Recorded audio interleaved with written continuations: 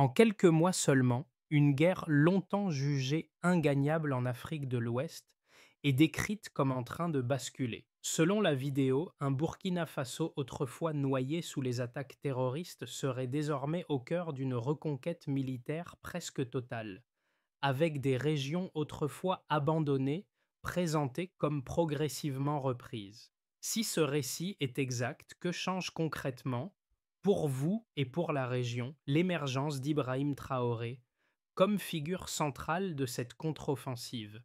Dans cette narration, le pays ne symbolise plus une impuissance annoncée, mais devient le laboratoire d'un nouveau discours sur la souveraineté africaine.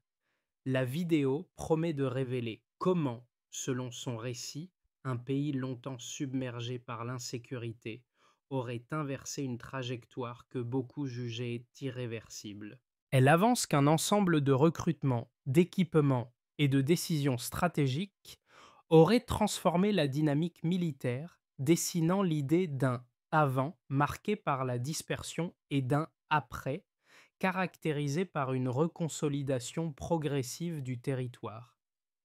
L'intérêt principal pour le public résiderait ici dans une promesse simple: comprendre un enchaînement présenté comme décisif, en 10 à 12 mots, lire comment une stratégie réorganisée aurait redéfini les leviers d'action disponibles. Un micro-hook apparaît dans la manière dont la source oppose l'échec supposé d'approches antérieures à la montée en puissance d'un modèle décrit comme souverain.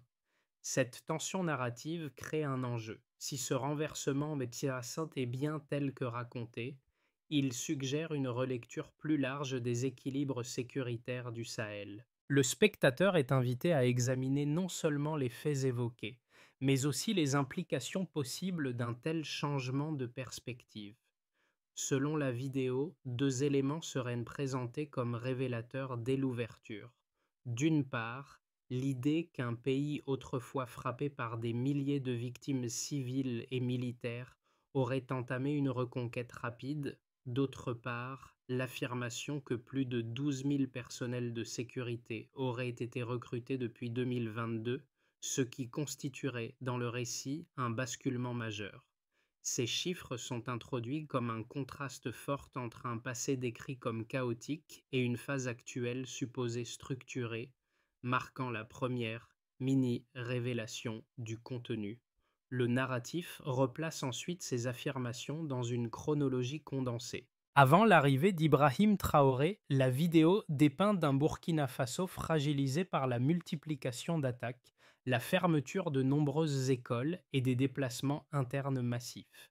Elle insiste sur une période où les forces de sécurité sont décrites comme dispersées, mal équipées et incapables de contenir l'expansion de groupes armés opérant dans plusieurs régions du pays. Après ce rappel, la source évoque l'année 2022 comme un tournant symbolique.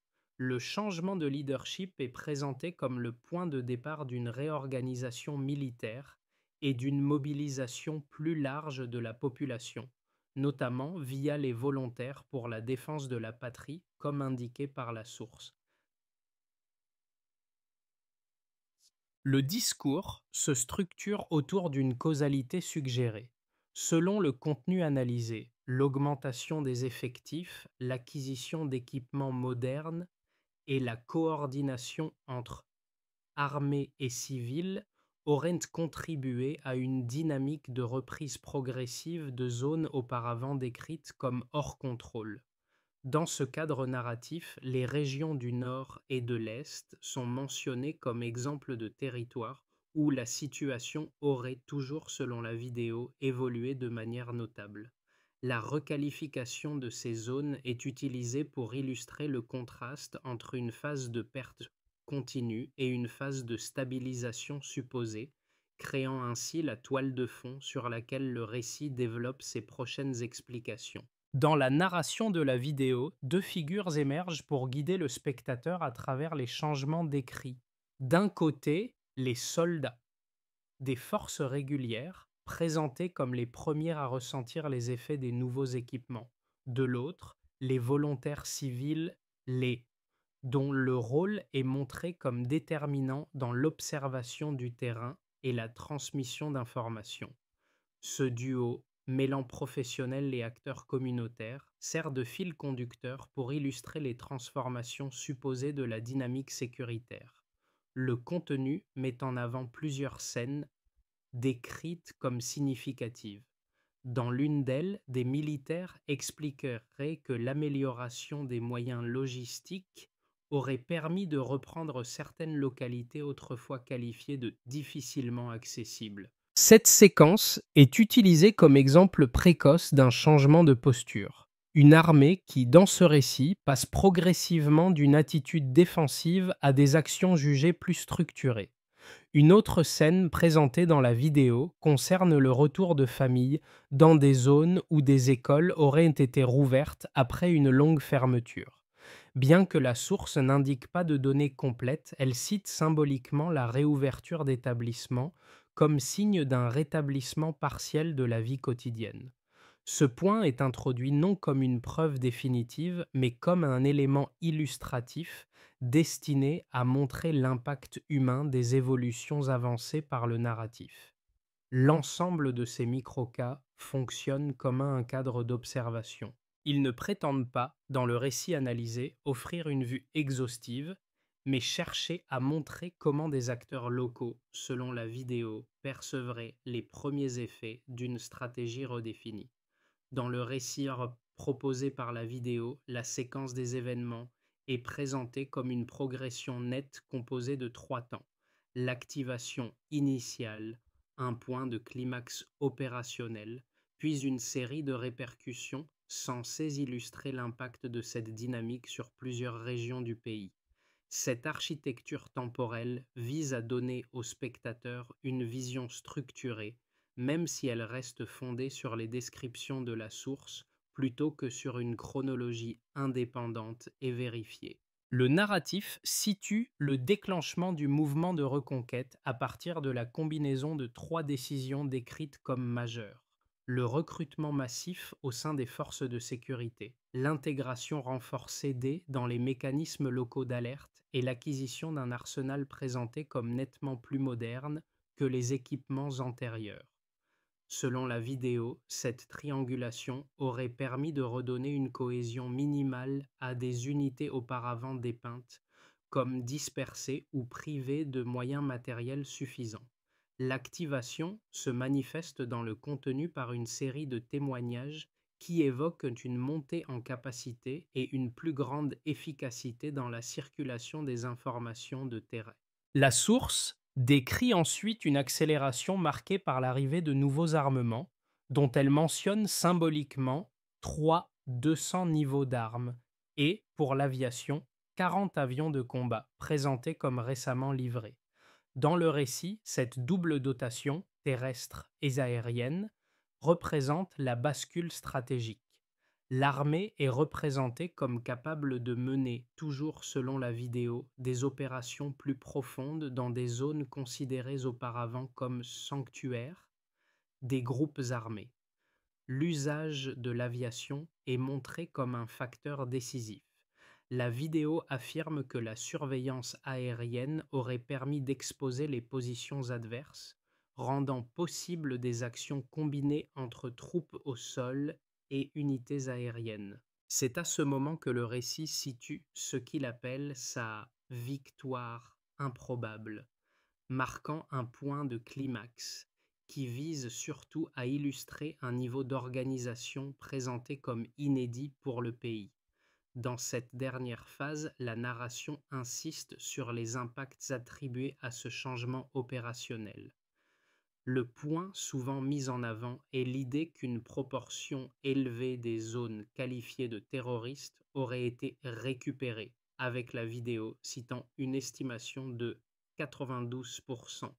La réouverture d'environ 1000 écoles, déjà évoquées dans les passages précédents, est présentée comme l'un des indices les plus parlants de cette évolution. Le retour de certains habitants dans des localités abandonnées est utilisé pour matérialiser la dimension humaine de ces répercussions. Le narratif souligne aussi un déplacement du centre de gravité. D'un pays décrit comme constamment en réaction, il deviendrait, dans cette version, un acteur capable d'initiative et de planification. Dans cette structure à trois niveaux, la vidéo cherche surtout à installer une cohérence interne. Des décisions stratégiques déboucheraient sur un changement opérationnel majeur, lui-même suivi d'effets visibles dans la vie sociale et scolaire. Les limites et nuances de cette représentation ne sont pas développées, l'objectif semblant être de proposer une ligne d'action continue et lisible aux yeux du spectateur. La vidéo avance plusieurs éléments chiffrés qu'elle présente comme des indicateurs de transformation. Pour respecter la structure demandée, trois données sont retenues, chacune replacée dans un cadre baseline. Delta, en soulignant qu'elles proviennent du narratif de la source et ne constituent pas une vérification indépendante. Le propos reste descriptif et analytique quant à l'usage de ces chiffres dans la construction de la narration. 1. Le recrutement annoncé de plus de 12 000 personnels de sécurité. La baseline suggérée par la vidéo correspond à une période antérieure marquée selon elle par un manque de force active, une fragmentation des unités et une pression opérationnelle élevée sur une armée décrite comme sous-dimensionnée. Le delta, tel qu'il est présenté, consiste en une augmentation notable des effectifs, incluant police, gendarmerie, armée de terre, armée de l'air et unités de soutien. La vidéo utilise cette donnée pour illustrer une montée en capacité globale qu'elle associe à une réorganisation doctrinale. La phrase explicative vise ici à montrer comment la source relie ce chiffre à une dynamique de renforcement structurel, bien qu'aucune ventilation détaillée des effectifs par corps ou par région ne soit fournie. 2. La livraison affirmée de 200 niveaux d'armes.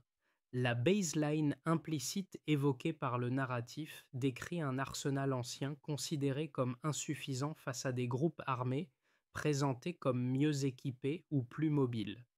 Le delta correspondrait donc à l'arrivée d'un volume d'armement jugé significatif comprenant plusieurs catégories d'équipements destinés aux opérations terrestres. La vidéo présente cette dotation comme un tournant, suggérant que la disponibilité accrue de matériel aurait permis une meilleure projection des forces et une adaptation plus rapide aux évolutions tactiques. Cette contextualisation n'apporte toutefois pas de détails sur les types précis d'armes ni sur leur répartition opérationnelle, ce qui limite l'évaluation extérieure de la portée réelle du chiffre. 3. L'estimation de 92% de zones terroristes récupérées. Ce pourcentage constitue l'un des points centraux du récit. La baseline repose sur un moment d'antérieur où, selon la vidéo, plusieurs régions rurales ou périphériques échappaient au contrôle effectif de l'État. Le delta représente une amélioration que la source qualifie d'inattendue, marquée par la réduction supposée de zones tenues par des groupes armés. L'explication fournie dans la vidéo présente ce chiffre comme la traduction opérationnelle de l'alliance entre forces officielles et renforcée par un appui aérien décrit comme nouveau. Néanmoins, aucune carte détaillée ni méthodologie de calcul n'est fournie. La donnée est utilisée avant tout comme indicateur narratif d'un changement d'échelle, plutôt que comme résultat soumis à un protocole d'évaluation transparent. Ces trois chiffres jouent, dans le récit analysé, le rôle de pivot destiné à soutenir une logique interne, un renforcement des moyens humains, une augmentation des capacités matérielles et une reconquête territoriale supposée.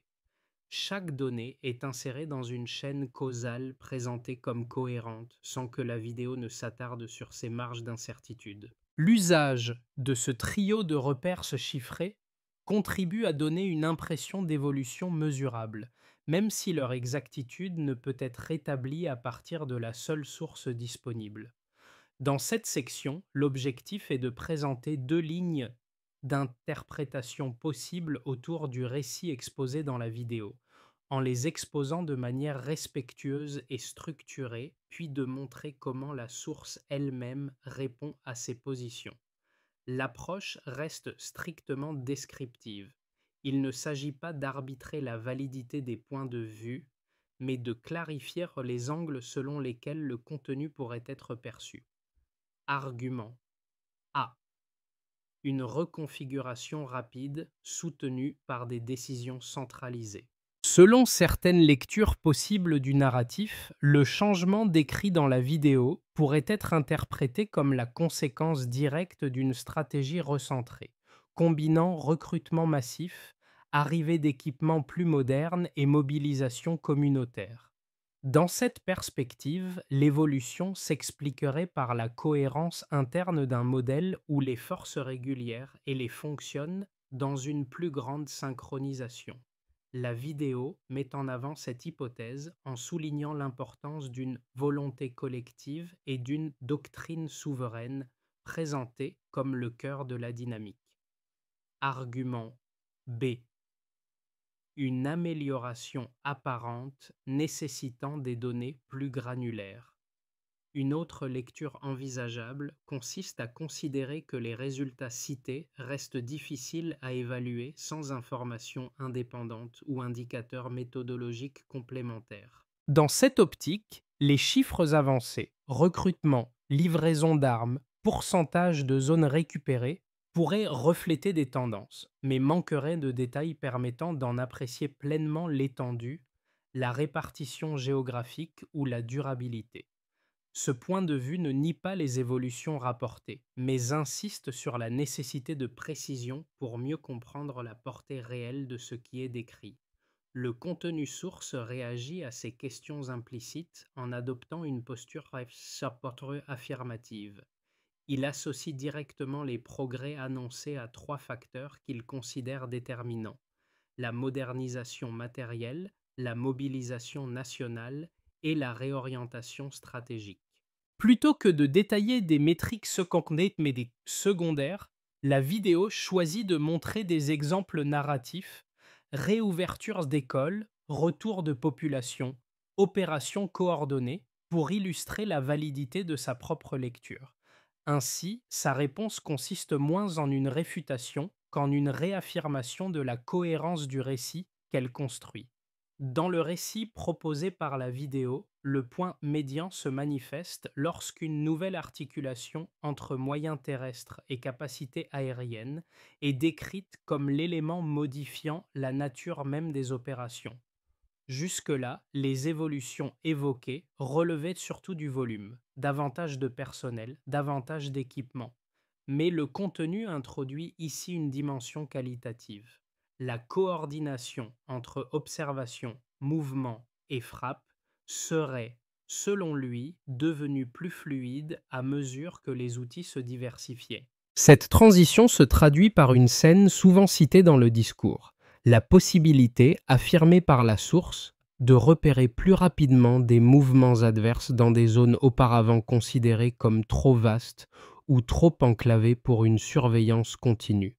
Le midpoint prend dès lors la forme d'un changement d'échelle, où la question n'est plus seulement celle de l'effort accumulé, mais celle d'une capacité perçue de transformer l'environnement opérationnel lui-même. La vidéo utilise cette bascule pour redéfinir l'enjeu. Ce n'est plus uniquement la reconquête progressive qui importe, mais la prétention, soit c'est strictement dans le cadre du récit, à inverser la dynamique qui alimentait l'insécurité. Cette inflexion sert de tremplin aux explications qui suivront sur les impacts attribués au changement décrit. Dans la vidéo, les conséquences attribuées aux évolutions sécuritaires s'organisent autour de 4 cercles d'impact: population locale, comme indiqué par la source; acteurs institutionnels et économiques, comme indiqué par la source; dynamique nationale, comme indiqué par la source; et environnement régional, comme indiqué par la source. L'objectif de cette partie est de présenter ces effets tels qu'ils sont décrits, sans en valider l'exactitude. en rappelant qu'il s'agit d'un récit construit par la source. Selon la description, impact sur les communautés locales. Le narratif insiste d'abord sur les populations rurales vivant dans les zones autrefois qualifiées d'instables.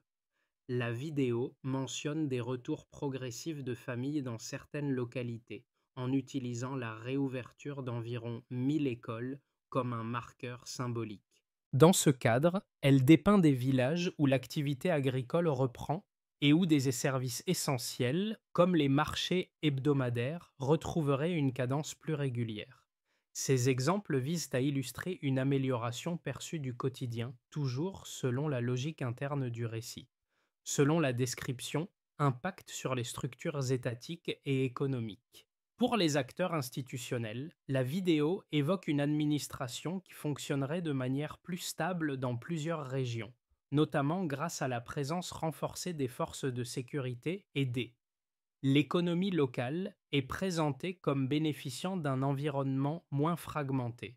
Certaines routes décrites comme quasiment impraticables en raison de menaces récurrentes seraient désormais plus utilisées, ce qui faciliterait les échanges de marchandises. La vidéo ne fournit toutefois pas de chiffres macroéconomiques, mais s'appuie sur l'idée de normalisation progressive pour décrire ce segment d'impact. Selon la description, effet sur l'unité nationale et la dynamique intérieure, la narration place ici un élément politique.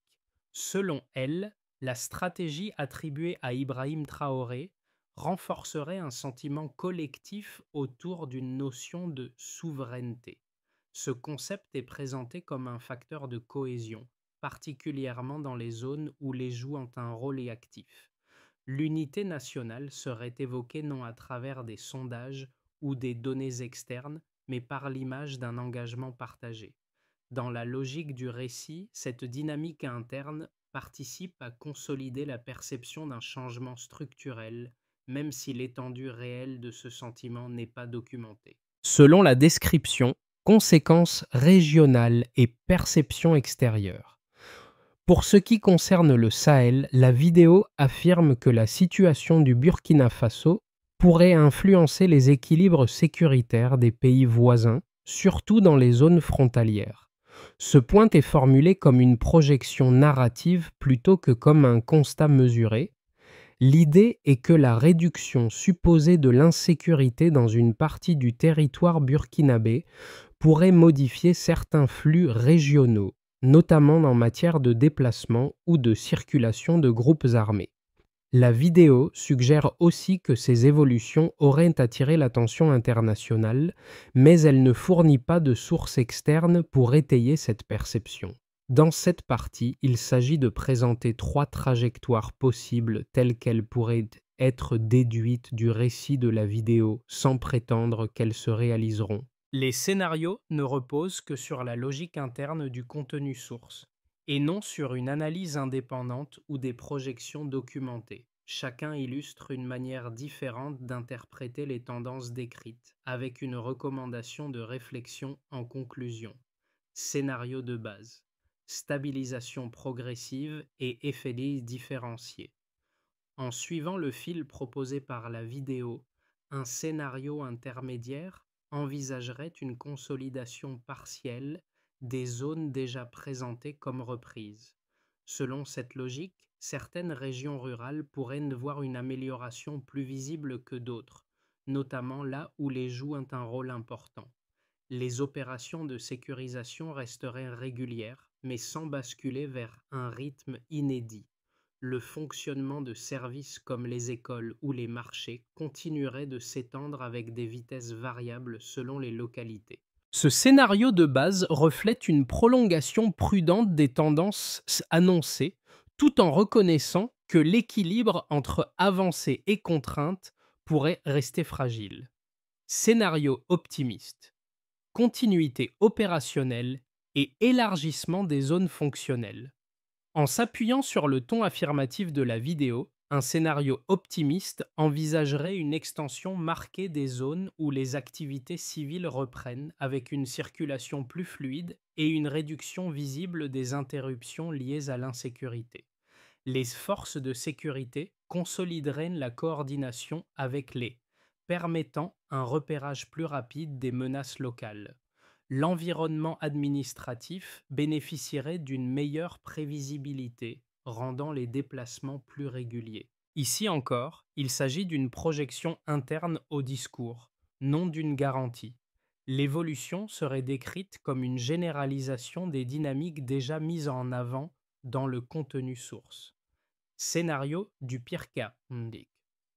Pression accrue et ajustement tactique. Un scénario défavorable, en revanche, partirait de l'idée que les zones décrites comme reconquises pourraient faire face à des tentatives de déstabilisation, obligeant les forces à redistribuer leurs efforts. Les avancées initiales pourraient ralentir, entraînant une pression accrue sur certaines régions. Ce scénario n'est pas suggéré par la vidéo, mais apparaît comme une possibilité logique lorsqu'on examine tout récit de reconquête. Toute progression peut rencontrer des contre-mouvements.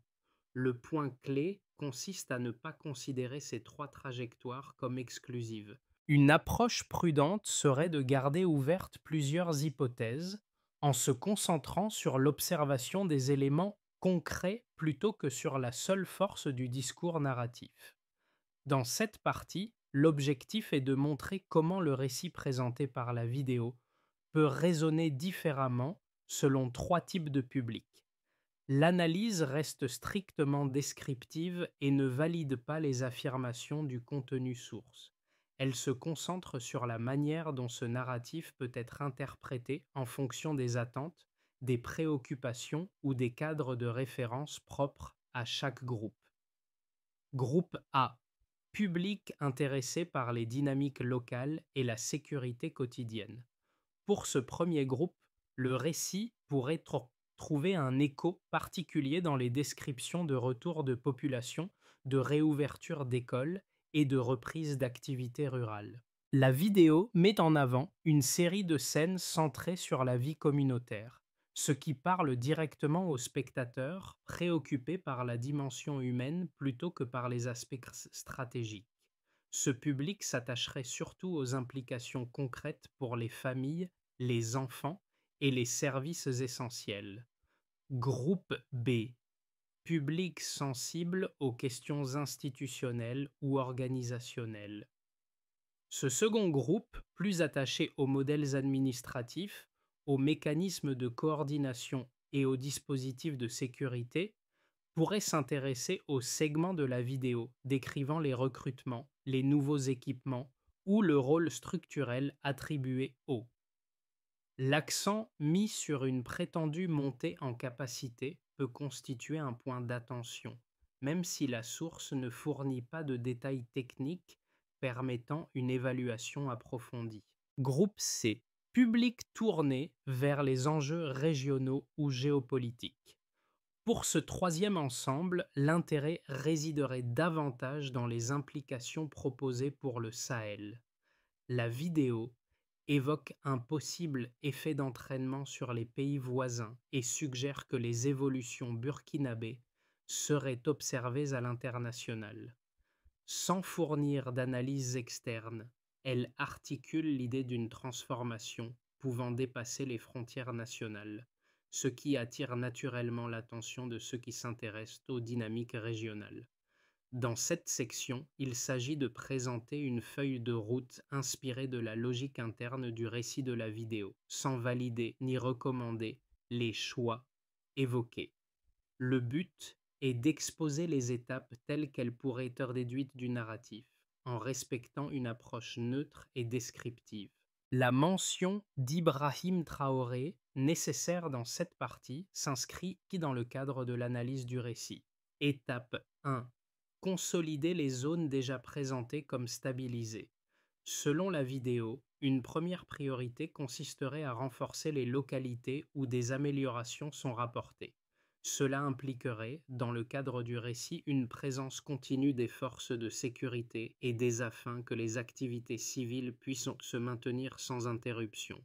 Cette consolidation serait décrite comme une base opérationnelle indispensable. Étape 2. structurer davantage la coordination entre forces régulières et acteurs communautaires.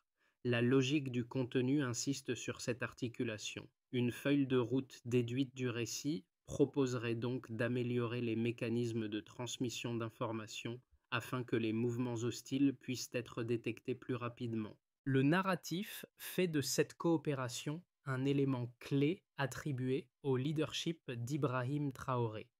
Étape 3. Sécuriser les axes de mobilité et les services essentiels. Dans le discours analysé, les routes, les marchés et les écoles représentent des indicateurs importants. Une feuille de route narrative mettrait l'accent sur la protection de ces infrastructures, vues comme des leviers de normalisation dans plusieurs régions. Étape: ajuster les capacités opérationnelles en fonction des zones frontalières. Le récit évoque des implications régionales, ce qui laisse imaginer une quatrième étape centrée sur la gestion des frontières. Il s'agirait, selon cette logique, d'adapter les opérations en tenant compte des flux transfrontaliers et des risques associés. Dans la construction narrative de la vidéo, le retour aux premières figures rencontrées, les soldats et les volontaires communautaires, sert de fil émotionnel pour clore l'ensemble. Ces acteurs étaient présentés dès le début comme les témoins directs des transformations évoquées. Le récit les replace ici au centre, non pour confirmer des résultats mesurés, mais pour illustrer ce que la source décrit comme une détermination collective. Ce rappel s'accompagne d'une reformulation du rôle attribué à Ibrahim Traoré, présenté dans le contenu comme l'initiateur d'une dynamique qui aurait redonné cohésion et direction aux forces engagées. La vidéo utilise ce point pour évoquer une sensation de continuité. Les mêmes personnes qui, selon le récit, ont perçu les premières évolutions seraient celles qui en portent désormais les effets prolongés. Le motif du chemin parcouru, localité reprise, école réouverte, déplacement facilité, est introduit comme un paysage symbolique. Il ne s'agit pas d'un bilan chiffré, mais d'une manière de donner une tonalité finale au récit en soulignant l'importance du ressenti communautaire. La conclusion de ce récit s'appuie sur une dimension plus sociale, en soulignant la manière dont les évolutions décrites pourraient, selon la vidéo, résonner au-delà des aspects strictement sécuritaires. Pour certains spectateurs, les images de localités animées, de familles revenant dans leur village ou d'écoles rouvertes peuvent évoquer un désir collectif de normalité. Pour d'autres, ce sont les notions de coordination, d'organisation communautaire ou de mobilisation locale qui retiennent davantage l'attention. Dans ce contexte, l'invitation à poursuivre la réflexion prend une forme douce. Il s'agit moins d'adhérer à une interprétation précise que d'examiner ce que ces récits suscitent en termes de questions, d'attente ou de prudence. Observer les liens entre discours, perception et réalité peut aider à mieux comprendre comment se construisent de telles narrations. Si vous souhaitez approfondir, comparer des sources, explorer d'autres points de vue ou analyser la structure même du récit, votre retour permettra de continuer l'échange sous l'angle qui vous sera le plus utile. Quelles questions aimeriez-vous explorer en premier?